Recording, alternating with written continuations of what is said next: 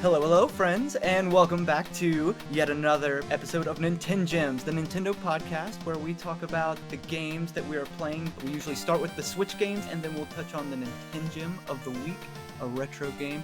I am one of your hosts, Braydon, and on the other end of the line, we have the co-host. Hello, I'm Jake.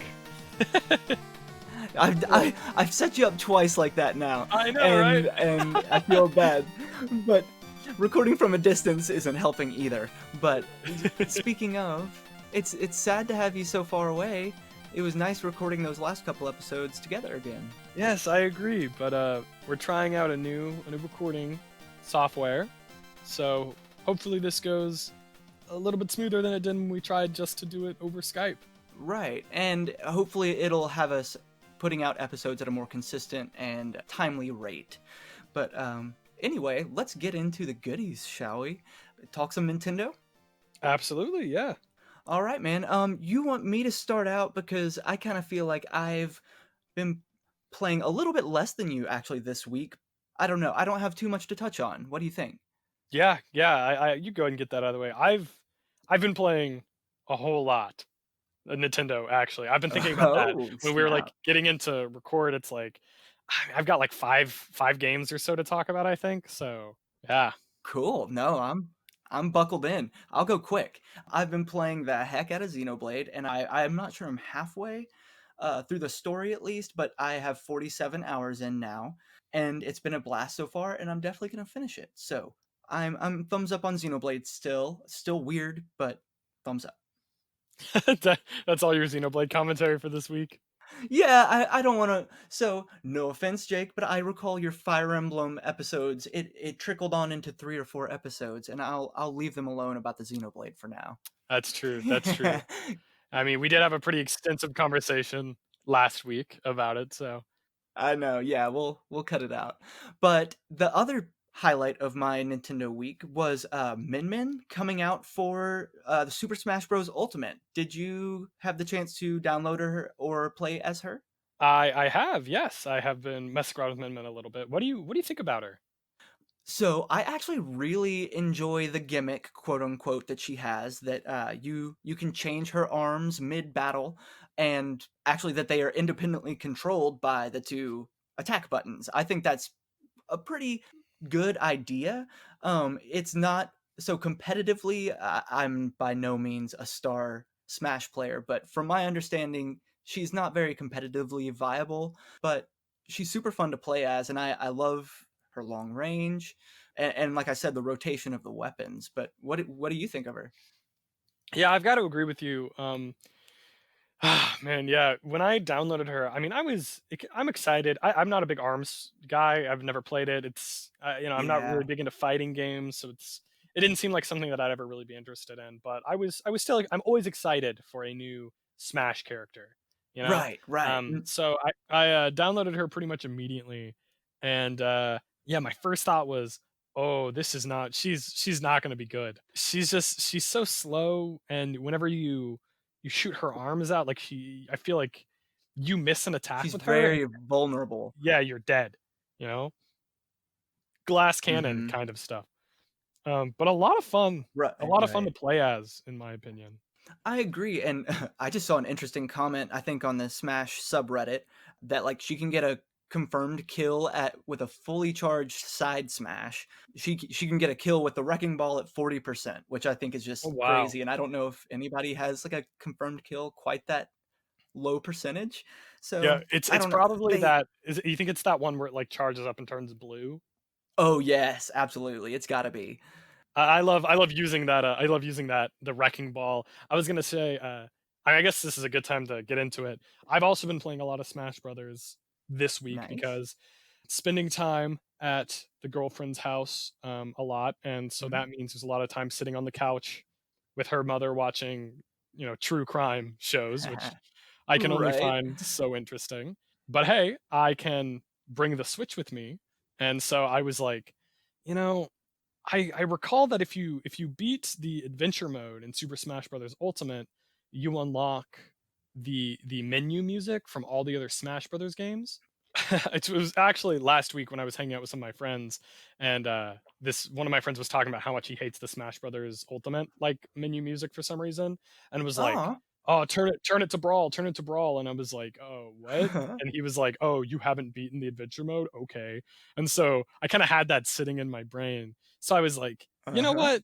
Maybe it's time to revisit it because I played the adventure mode when the game came out and was like, nope, this isn't it, Chief, not for me. So I said, all right, Right. let's try it again. And I think I've probably put at least 10 more hours into it. I'm from what I can Wow. tell, maybe a little over halfway. Dude, when I tell you that we sit here and just watch true crime shows, I mean Hey, man, you remember last remember last episode I said we were watching Judge Judy or something? it. Yes. I do the same thing. That's my switch time. It's great. Yep. So yeah, lot of time to put into that, but, it was a fun little challenge. I wasn't sure if I was gonna stick with it at first because, you unlock characters slowly, you Right. know, I didn't have any of my mains, so I was, like, messing around with Lucario and, like, Mario a little bit, Captain Falcon, and was like, Mhm. I don't know." And then I got to a point where it was like, "Oh, you can now use DLC characters," and I said, "Oh, it's over." And, I Ooh. played the entire rest of it as Hero, and man, he Oh just my destroys, gosh. you know? Did you try to get all the spirits along the way or anything, or were you just, charging along to finish the campaign? Well, I'm kinda just charging along to finish it, but it is kind of Sure. puzzly because there's a lot of times where you get to a place and it's like you have to have a certain spirit to move along, you know? Like, "Oh, there's a Right, rock in your right. way, so you need, this character with bombs to blow it up," or "There's a Mhm. bus stop here, so you have to get Cap'n from Animal Crossing, to drive Right. the bus," or stuff like that. So there were a few times where there was something blocking my path, and I was like, "I don't know what to do," and I ended up just clearing out, like, every spirit in the area, just searching, for one spirit.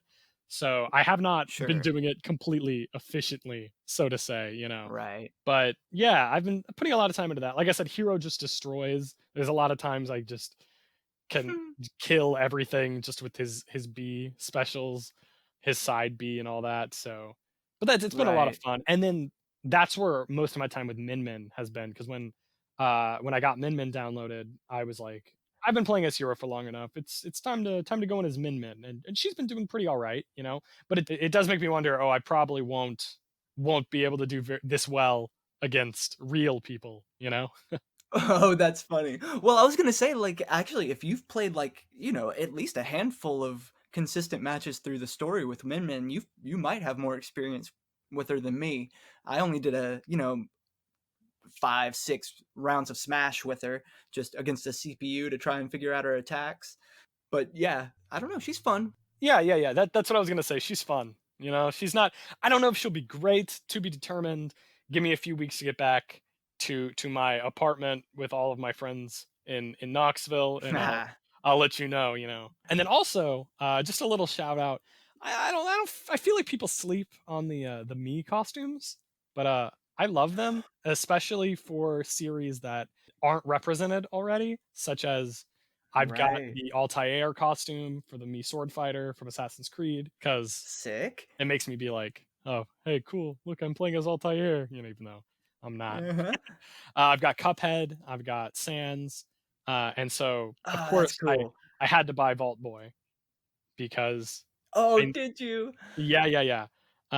I was a little bit disappointed there wasn't any Fallout music because Cuphead and Sans both came with a music track, which was really Right. cool. But no Fallout music. But now I've got Vault Boy, so I got that Fallout representation. Cool. You gonna be a gunner? Oh yeah, yeah. That's the only one that it works for is just me Gunner. Oh, very good. But I don't play me Brawler, but I do consider myself to be at least okay as me Sword Fighter and me Gunner, which aren't really viable characters, but hey, put me in a 4v4 and I can do okay with them. Yeah, yeah, yeah. Ah, you're making me wanna play Smash, but I have Xenoblade Chronicles to finish, but that's it. That's actually we're done with what I've been playing. It's those 2, and I'm kinda Oh just man. swapping the carts out every once in a while. It's about time for Jake Ramble time again. I know, but you have a good list of games that I have questions about. So, Absolutely. whenever you're ready, sir. Alrighty. Well, I guess to start it out, maybe going quote unquote furthest back in what I've been playing. I played this game on PlayStation, but it is a Switch game as well, so I can't speak to the Switch port, but I can Mhm. speak to the game itself. I reviewed SpongeBob SquarePants Battle for Bikini Bottom Rehydrated, Okay. and it was a lot of fun. I ended up giving it a 7.5, I believe.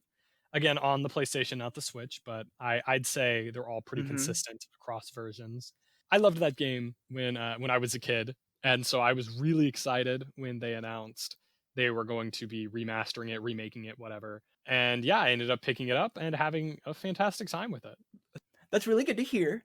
Did you play this game as a kid, though? You said you did, right? On the Yes. GameCube, is that correct? Yes, sir. And so how would you compare this experience with the game to your original or even going back to the original game? Like, what have they improved? What's the difference? Oh, it's pretty much the exact same thing. If anything, they they took out things that people liked actually, because Battle for Bikini Bottom became Oh, big recently because of the speedrunning community, and okay. there was there were a bunch of like kind of glitches in there that let people speedrun, and there was like an infinite money glitch basically, and they took all those out.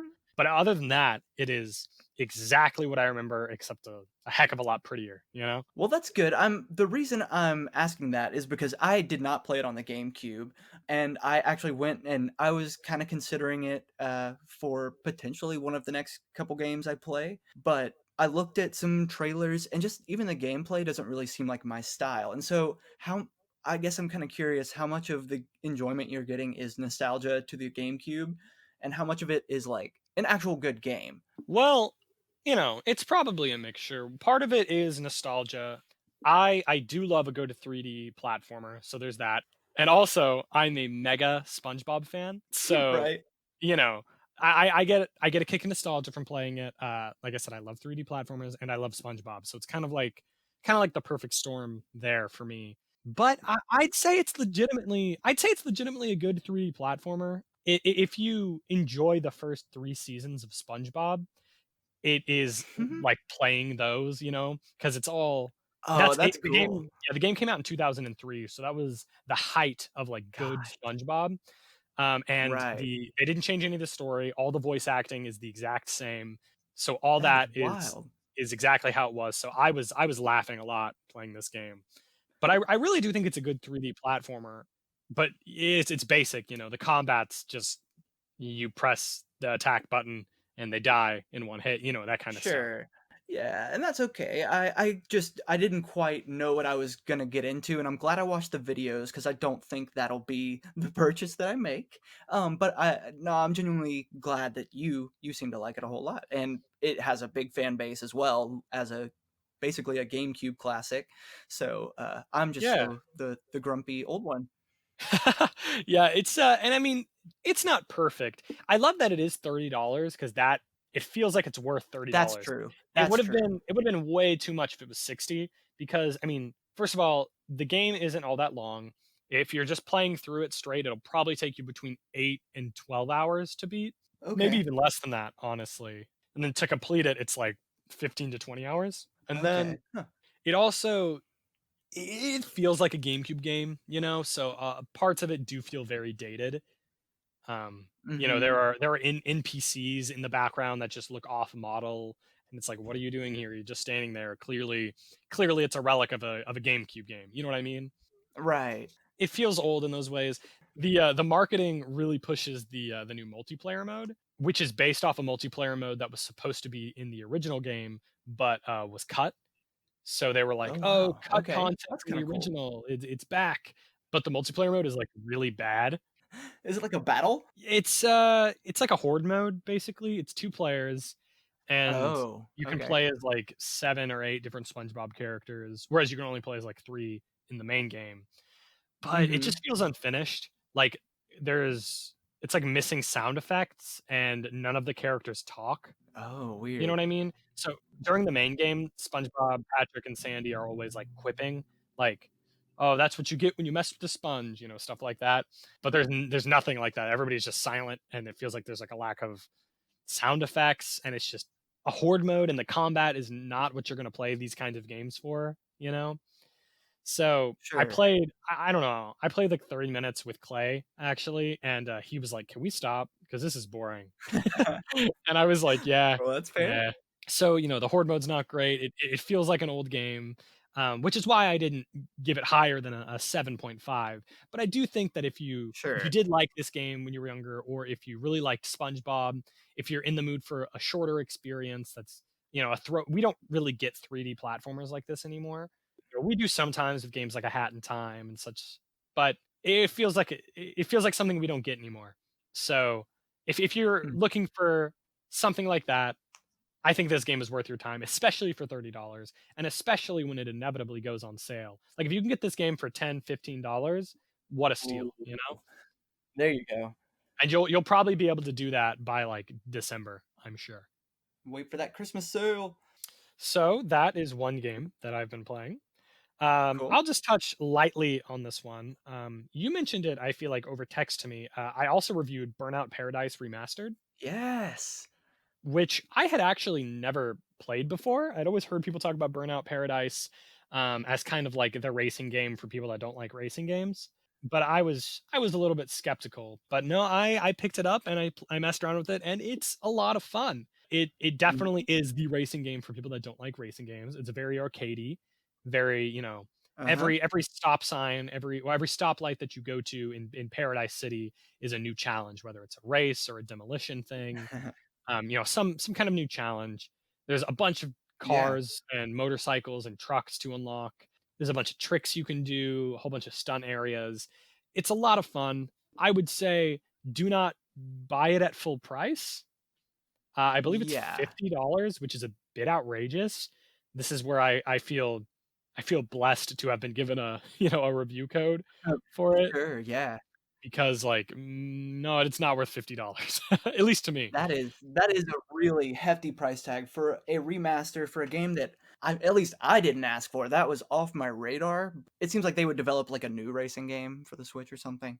But I do like the game though. I played it back on the 360 and I thought it was super cool. The thing that sticks out in my mind, which tell me if I'm correct, but the slow motion crashes, like if you can just Yes. like crush through cars and cars go flying and parts go, but it's all in slow motion and it's so satisfying. Yes, And it that's is. what I ended up doing most of the time anyway, is just driving through the city and smashing stuff up. Yeah, that's one thing I forgot about that. I did put that in my review. I was like, the game actually, it feels like in most racing games, it feels like crashing is like, ha, you lost, start over. You know what I mean? But in this game, it's Right. like, it feels like a reward almost. Like, wow, look at that. You were going 200 miles an hour and you destroyed your car. Isn't that awesome? Let's watch it. You know, that kind of Yep. stuff. So, and I will say that I feel like the Switch is the perfect place for this game, because also Huh. last week my girlfriend had multiple doctor's appointments that we had to go to, so I was sitting in lobbies for like 30 minutes, and it was Sure. perfect for that. To just pull out, put on a podcast, and just race around for 30 minutes. I think Yeah, it's that's it's awesome. because you don't have to That's worry a good about a idea. story or anything. You don't have to give it your full attention. It's perfect for bus rides, break time at work, stuff like that. Little bursts like, oh, I don't have a lot of time to really dive back into Xenoblade, but hey, I can put 20 minutes into Burnout. I think Ooh, it's perfect for perfect. that. Right. So, Except it's $50. yeah, which I gave it an 8 because we're told not to put the price of a game into our reviews. You could get immense enjoyment out of a $5 game. Whether you mean it to or not, it's judging the game on its price, kind of. Its value of a Yeah, yeah, game. yeah, yeah. And a lot of people, there's been a lot of argue recently. I don't know if you saw this, but there was a lot of arguments recently about game length. Yeah, yeah, whether it's 40 hours makes it a good game or not. Right. Controversial slash incredibly popular games journalist Jason Schreier came out on Twitter and just tweeted, "Games are too long," and oh my gosh, the internet blew up. You know what I mean? Yeah. I Because love that. because a lot of people were like, "Oh, you're so entitled, and you can say whatever you want or whatever." But I mean, he has a Mhm. point. It's taken me 4 months to get through Persona 5 Royal, and I'm still not through it. you know. Right. So, point is, I I wouldn't pay $50 for Burnout Remastered, but if you feel like you must, it's a good game. and it's a great game at like 20 or $30. Right, right, and no judgment, but that's just more my speed. That's in my budget, I think. That's more my budget. So there we go. Right, right, That's a right, polite way to say it. right. All right, What moving else you been on. playing? I dabbled a little bit. I don't want to stay on this for too long, but did you play Pokemon Cafe Mix? No. Okay, that's like the new phone slash Switch game. That's like a Pokemon puzzle game. They have all these like match three esque games. I played that for like 10 Mhm. minutes. Seems fun. I don't know. I don't have much to say about it. Seems like feels like a phone game, even though it's on the Switch. Lots of microtransactions and such. Right. But yeah, and then I guess the Nintendo game that I've spent the most time with recently, because those other two games have it's been about a week now. But I've been putting a lot of time into Ninjala. Okay. The free to play Splatoon-ish game? Yeah, yeah, yeah. So I'm pretty sure this was announced in a direct in like 2018 or something. But I've had my eye kind of on it Mhm. because, like you mentioned, it looks like Splatoon to me. Just kind of the art style Right. and everything. And I love Splatoon. Love, love, love Splatoon. So I was Mhm. like, all right, color me interested. Um, and so when it came out the other day, I picked it up. It's free, like you said. And Right. honestly, man, I really like it. I want to love it. I'm almost to loving it, but I really like it. It's a really good game. It's a lot of fun. What's the problem? What holds you back? I mean, it feels like it needs some polish. It needs a little, if it needs a little Okay. bit more work. Now the game is free, like we've said multiple times. There are, of course, I don't want to say a lot of microtransactions, but there are microtransactions. It reminds me most of games like Fortnite or Apex Legends, where it's completely free to play, but there's tons of like cosmetics and stuff that you can buy. Right. So there's like a battle pass where if you buy it and you level up, you get like way more rewards and stuff. But of course, all the Right, right. rewards are cosmetic. They don't they That's don't good. affect. That is comforting, that you can't buy your way to the top, not that I Right? Yeah, figure yeah. a modern game would. But there's also a, like, story mode that you can buy. They only have 1 chapter Huh, out. It's $10, but until July 10th or something like that, it was on sale for $5. So, we okay. asked for review codes for that, and they didn't give it to us, but, I bought it anyways. Nice. And yeah, I don't know, the story is kinda lackluster, so there's that. I guess I should have expected that, but, got my hopes up for nothing. But and then the thing that's holding me back from, like, really loving the gameplay is when as opposed to Splatoon, this is like a melee combat game, and there's, 3 different weapon types right now with little variations in those weapon types, and each of them have their strengths and Mhm. weaknesses, and a lot of it is skill based, but there is a parry system in the game that Okay. occurs whenever 2 players do the exact same thing, like, so if you both try and hit each other at the same time, Mhm. and it basically goes into a rock paper scissors type showdown where it's like you can press Okay. left or right, up or down, and left Uh-huh. and right beats down, and down beats up, and up beats left or right, that kind of thing. Which sounds Yeah, okay yeah, in yeah. concept, but it makes a lot of deaths feel like it was luck based. You know what I mean? Uh, okay. Because a lot of the times because when you lose one of those, you're basically screwed. It's like, all right, well, you're dead Your shield's broken, because you're and right, yeah. and they're just gonna combo you to death, and that's it for that Mhm. life, unless you get like lucky and someone else comes in and tries to kill them and you can escape. Um, so a lot of these deaths really did feel a lot of deaths in that game really do feel like, oh, I just got unlucky, which is not something you want from an online game, in my opinion. So Yeah. that was a big thing that was really holding me back. Also, I don't know if this was my Wi-Fi or the servers, but it would take a long time to get into games sometimes. Interesting. But Do you know if the player count it's gotta be pretty high. yeah, they already have had over 1 million downloads. So Dang. I don't know how Okay. many of those people downloaded it, played it for a few seconds, and dipped. I don't know. It seems like there's a lot of people playing, and I feel like it has a lot of potential. to become the next big game because it's a lot of fun. I love the art style. I love the characters. I love all the customization. I love the Uh-huh. gameplay. Outside of that parry system, it is a ton of fun. You know, shooting people with gum and fighting drones and stuff to level up as you try and beat other players, whether you're playing battle royale or team like deathmatch. Basically, I think it's a lot of fun. So I feel like it's got a lot of potential, but it's just missing a little bit. I guess I should ask you, what do you think is a better clash, same attack clash mechanic? Should you have to mash A as fast as possible or spin your thing as fast as you can and fill a meter, or is paper, rock, scissors, and luck better?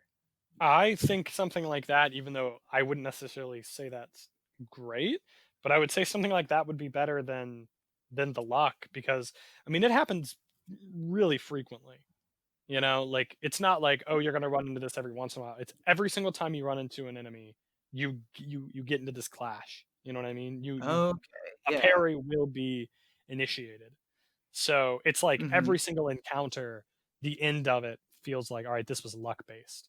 Unless, of course, you Okay. you are able to sometimes if you have a better weapon or you're able to catch them in like a trap or something, then you can Mhm. get the upper hand on them like that. But if you're just there's one player over here and another player over there, and they just run straight at each other, they're gonna clash, and that happens for the majority of fights. So I don't really know. You know, I'm not a developer, so I don't know what the better solution would Mhm. be. But I certainly don't like this. Okay. Well, you've almost convinced me to add that to my rotation with Xenoblade and Smash. Yeah, hey man, it's free, so you might as well download it and just Hey, play a game or two. that's very true. I ought to at least give it a shot. Yeah, so I also reviewed that. I think I gave that one a 7.5 as well because it's good, close to being great, but just missing a little bit. I do think the characters and the art style and the music are all really good. The characters are really cute. Not too derivative. I don't think so. I mean, I see the comparison, but you know, it definitely Yeah. when you get into it, it feels very different, you know? Okay. The That's cool. worlds, Fair enough. especially the gameplay, it all feels very Mhm. different than Splatoon. It doesn't feel like a Splatoon ripoff. Yeah. I'll let you off. But yeah, I think that's just about everything I've been playing. Those 3 games and Smash Brothers. I mean, I don't know, I've dabbled in that jump rope game. You know what I'm talking about? No, which Ni one? Nintendo's developed free jump rope game. No, but it doesn't use the Joy-Con? Yeah, I can't believe you missed out on this. Yeah, because it just dropped randomly like 2 weeks ago or something. It's called Jump Rope Challenge, and it's just this bunny on a screen, and it's like, do 100 jump rope jumps every day or more if you want. And it's just a bunny on the screen, and you just hold your 2 Joy-Cons, and you just act as if you're jump roping, and it counts. And when you get to 100, it's like, great job. Do you want to keep going? And you can or you cannot. And that's the whole game. Wow. And it caught people's attention because it's developed by Nintendo, you know? Breaking news, Nintendo cures obesity. You know, speaking of that, man, I've been dying to get my hands on Ring Fit Adventure. Have you played that at all? No, I haven't had the chance to. We had a handful of copies at Target, but I think they're long gone at this point. Oh, man, I've been keeping my eyes out here in Florida, and I noticed, like, every GameStop back in Tennessee seemed to get one, like, this week, and I Mhm. check every single day for the ones here, and they just don't have it, and I want one so bad because from what I hear from people is it's actually a good game and a good workout, and, that sounds Yeah, like yeah. exactly what I need. The game portion is the motivation that I need to actually exercise, you know? I totally understand. That's cool. Well, I'll keep my eye out. You just can't find it anywhere, man.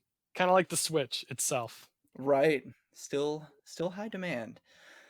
Uh, all right. What do you think? Should we get into this week's NintenGem? Yeah, absolutely. All right. I'll let you do the honors. Yeah, so this week, for our Nintendo, we are talking about, the Generation 1, Pokemon games on the Game Boy and Game Boy Color. So we're talking Pokemon Red, Pokemon Blue, and Pokemon Yellow. Heyo, finally getting some Pokemon action in here. I guess we did have that spin-off episode that one time. But yeah, we're going to talk about Pokemon. Yes, yes, yes. I love Pokemon so much. I was obsessed with it when I was a kid. I was fully into the Pokemon craze, especially from Gen 1 to Gen 4, 5 ish.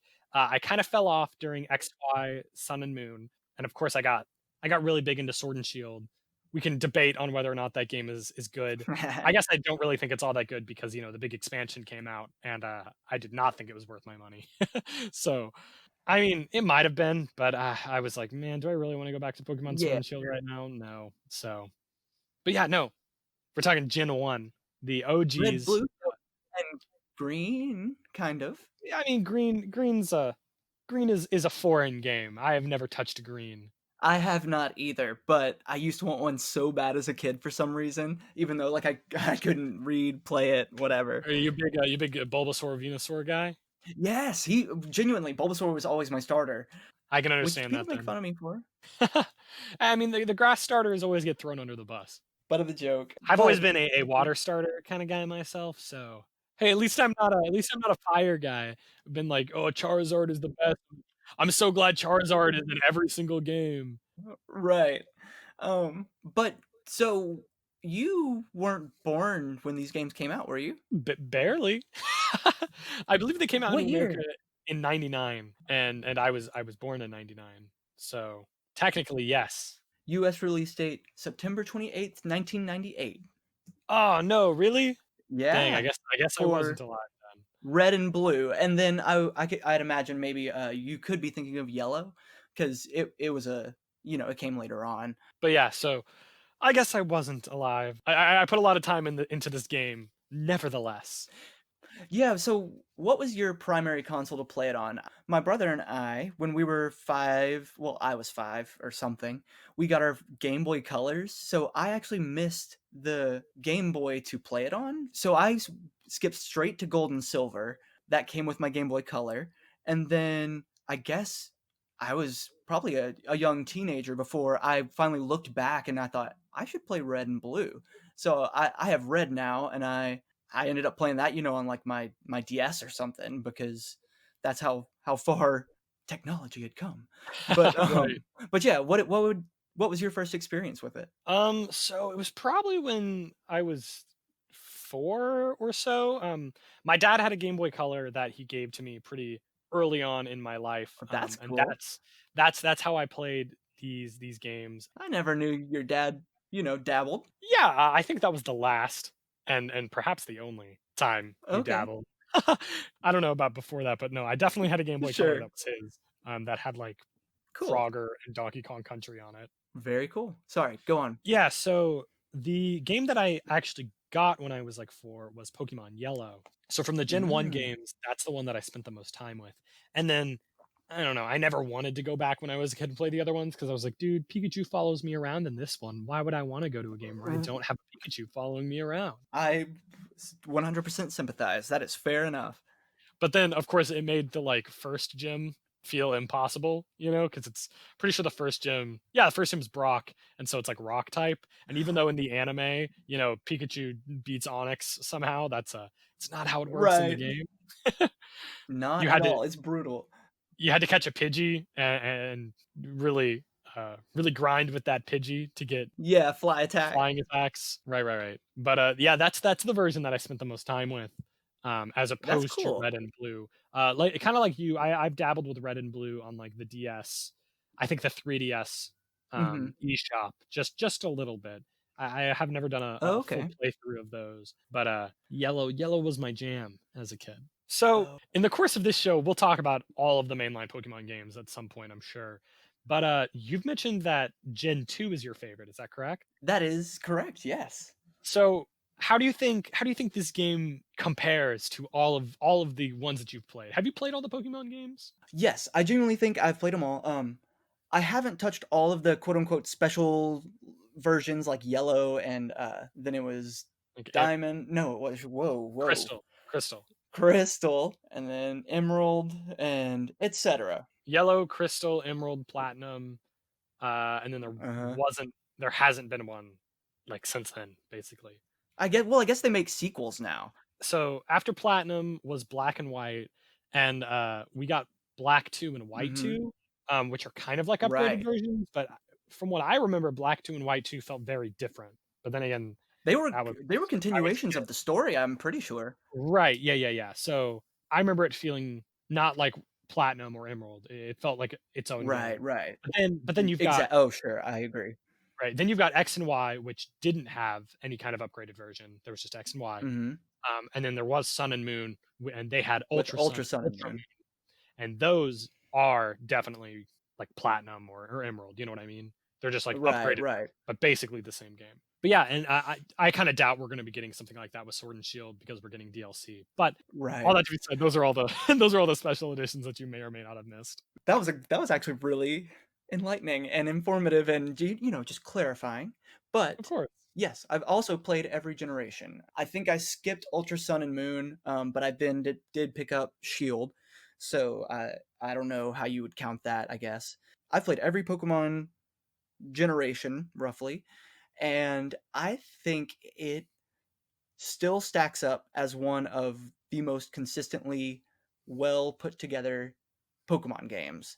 There are features that are old and make the game kind of clunky and a little more difficult to move around the world, for example. It's just they've made things more convenient in newer versions, but this game is just tight.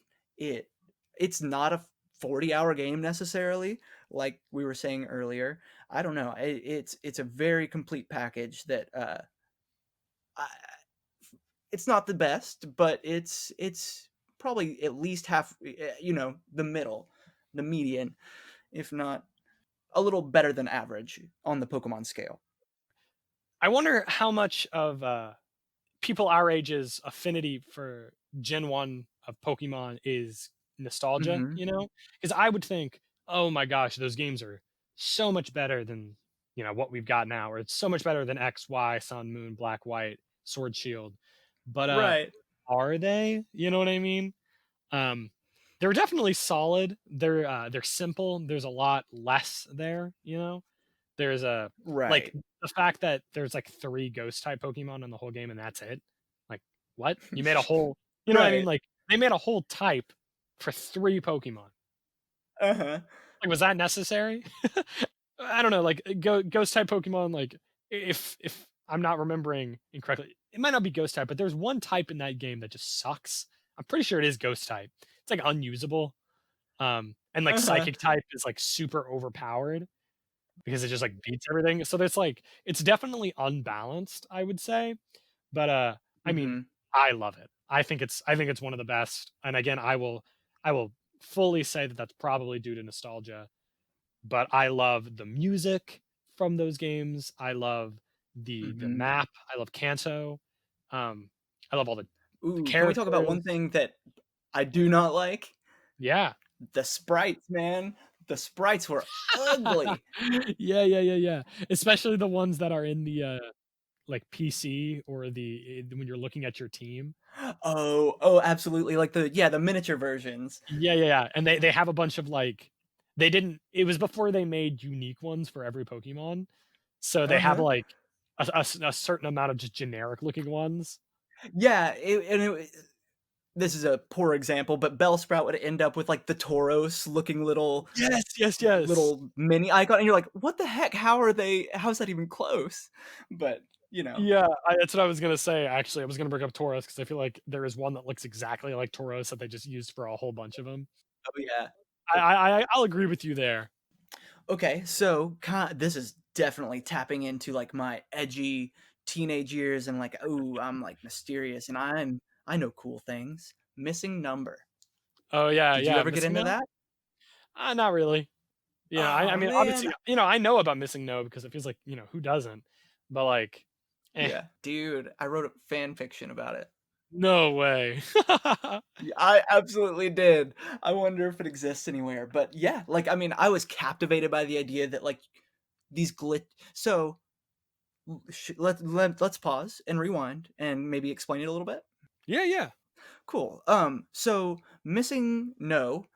all kind of one word, missing no no period, is essentially a glitched Pokemon that you are more or less able to capture through a series of glitches and exploits that kind of breaks the game and lets you encounter the missing number is what the name is, missing number. Have you ever looked for him yourself? No, like what I was saying earlier, like, I get it. Like, I probably if I would have been, you know, maybe 5 to 10 years older, I might have been really into it, but I've never been a kind of person that whenever I hear about a glitch in the game that I have to find it myself, you know what I mean? I'm always like, Mhm. "Oh, that's interesting," and that's it for me, you know? That's fair, but I don't know. I was just so like there was copy pasta about it and like, myths and like, ooh, it's haunted. And that's not the truth at all. Like it's just a glitch that you can catch this goofy looking pixelated Pokemon. Right, Um, but the fact that the methods to encounter them were so specific and ritualistic, it did feel creepy. And just I don't know, altogether and the sprites were all garbled and buildings were on top of trees and people were in the water. It messes up your game, and so right. it's just exciting to me, and it was exciting to me, but that's not how you're supposed to play Pokemon either. For sure, but hey, I can't fault you for doing that because it's definitely neat, you know? Yeah, and nothing similar has been achievable in any Pokemon game since. I don't think missing number exists in any Pokemon games except for Red and Blue. I don't think so. There's other glitches I and don't stuff know. that you can do in other Pokemon games, but Missing No is very unique, especially because, it came out at the dawn of the internet age, so it was before Yes. everything could be just completely debunked, and even video games where it's still kind of felt in their infancy, even though they've been around for a long time, it was still like Mhm. Mhm. glitches back then definitely felt more like, "Oh, this is so mysterious. Why is this here?" Whereas now it's like, "Oh, yeah, that's a glitch." You know what I mean? Programmers suck. Yeah, exactly. Okay, who is your favorite Pokemon Ooh, from Gen 1 from specifically? Gen 1? Hmm. I think I so. mean, hmm, from Gen 1, I'll probably just have to be basic and say Squirtle. I really love Squirtle. I love that, Mhm. I love all the water starters, not all of them, but normally I go for the water starter. So, I gotta say I love Squirtle. My favorite Pokemon, overall is also a starter. It's Mudkip, but Mudkip and Lucario Oh, are definitely my 2 favorite Pokemon. very nice. I think we've talked about Mudkip before, but Right, right, yeah. right. But, yeah, from Gen 1, I mean, I love a lot of them, Caterpie, Mhm. Butterfree, Weedle, Rattata, Dude, Pidgey. how There's many so many great Pokemon in Gen 1. well, and at the time, they were all iconic, you know what I mean? Right, Now we're like, "Oh, that Pokemon looks just like Pidgey," and that's like, duh, because that was the first bird Pokemon, and exactly. at the time, that was incredibly unique. Not many monster games around at that Right. time. And you say at the time, but, like, I would still say even now, pretty much if you were one of the one first 151 Pokemon, like, you still have much more notoriety and much more quote unquote "fame" than a Pokemon from Gen 6 would, you know? Oh, no doubt. Even Gen 2.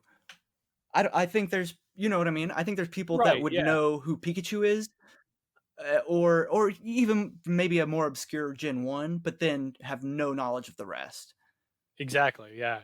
And that's something that's really cool about Pokemon, just and even playing Pokemon Mon Red, Blue, and Yellow, is to think about, can you imagine getting Pokemon Red the day it came out? And I know when it came out here, it was already being pushed as like, "Oh, this is the next big thing, you're gonna want this," but, Right. like, or maybe not even that, maybe 6 months before it came out in America, you get a Japanese import of Pokemon Red or Pokemon Green. Like, Mhm. can you imagine what that was like? Like, playing this game before it was an international, A new phenomenon? genre being born, Right. Like, that I is don't know, I incredible. can't even imagine because it's crazy how Pokemon still feels almost as popular today as it was back then. Of course, not as popular because that was, like, the it thing for kids for, like, a few Right. years, um, but because of things like Pokemon Go and obviously Pokemon Sword and Shield sold incredibly well. Like it says Mhm. a lot about the brand that back then you can watch a lot of videos and stuff. People were like, "Oh, this is the fad. Give it a few months, give it a few years, it'll be gone." And here we are 20, Uh-huh. 22 years later, 23 years later, and it's still Right. trucking along. Pokemon Go making millions of dollars each year. Pokemon Sword and Shield being one of the quickest selling Switch exclusives. Like it's just Mhm. very interesting how the Pokemon IP itself has been so has lasted so long, you know? Absolutely. And yeah, killed so many similar, not killed, but beat so many similar concepts uh Right. along Yeah, the way. I'm thinking Digimon never Digimon had and a chance. Yu-Gi-Oh and similar kind of fad type, Right, IPs. for sure. Because, like, though Digimon and Yu-Gi-Oh! Still exist today, they are far more niche than Pokemon is. Because like, I love Digimon, and I'm really looking forward to, like, Digimon Survive, which is the next big Digimon game that's coming out. But that's like I said, it's a niche Is that the game. kind of tactical RPG game? Yeah, and it's supposed to be, like, really dark, like, your Digimon can, like, die Yes, I'm and stuff. I'm super stoked about that. Yeah, yeah, like, I'm here for it. But yeah, I don't know. Pokemon Red, Blue, and Yellow, they're classics. It's not something that I'm gonna go back and play a lot. Like, I will play Mhm. I'll play Gen 3 any day before I'll play those, or I'll play Fire Red and Leaf Green any day, Oh, before. You ever played beautiful. those? Oh, yes, beautiful adaptations of these same games, the Red and Blue games. Yeah, except they've got, Gen 2 and Gen 3 in it, sort of. Do you not like that? I kinda thought it was cool being in the same being in Kanto, but still I think you might have to trade them in or something, or it's post-game, perhaps. I think you can only catch the first 151, until you beat the Elite Four, and then some areas open up where there's, like, the new generations. Yeah, yeah. I haven't played those games in a while, so I don't wanna speak too definitively on that, but, Yeah, me either. all that to be said, I would rather go back and play those before I would play the original Gen 1 games, um, but I Sure. think they're great for what they are, and here's a good question: would you say that these games hold up? Have they withstood the test of time? Yes. Yes, I think so. I think the formula is, like, rock solid. Oh, And yeah. I and mean, even I but you mean the package and all. You mean the graphics, the yeah, yeah. Like, would you okay, I mean, would you no. give this to If you're right. If I was gonna tell somebody play red or blue or fire red or leaf green, I'd definitely go fire red, leaf green. right. That's all I was trying to say is, like, I love these games, but also, like, would I go back and play them? Probably not. Would I tell someone, "You Right. need to go play this?" No. Only if you Yeah. really wanna see the series roots. And Uh-huh. honestly, Uh-huh. this might be controversial for me to say to you, but I might even say the same about Gold and Silver, especially because the real best games in the Pokemon series, Heart Gold and Soul Silver, exist. Maybe we'll talk about them one day. Though that is hands down best game. Ah, dude, Heart Gold, so good. We'll talk about it. Yeah, that's we've got to cover those at some point, but for today we're talking about Grandpappy Red and Blue. But yeah, I think that just about wraps us up on that. Yeah, I feel pretty good about it. Yeah, happy to induct the first generation of Pokemon games into the NintenGems Hall of Fame. Hall of Gems. Ooh, nice. I like that. Yeah. Welcome to our gym collection. Well, all right, guys. I kind of think that kind of wraps it up for us. What do you think? I'd say so. Anything you want to plug before we take off for this episode? Finally, I don't know if you've been including this, but finally we've got our Twitter up and running. It is brand new. Ooh. It's at NintenGems because hey man, we picked a good Wow. name.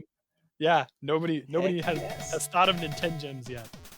So Not at at all. NintenGems, at NintenGems on Twitter. Follow us.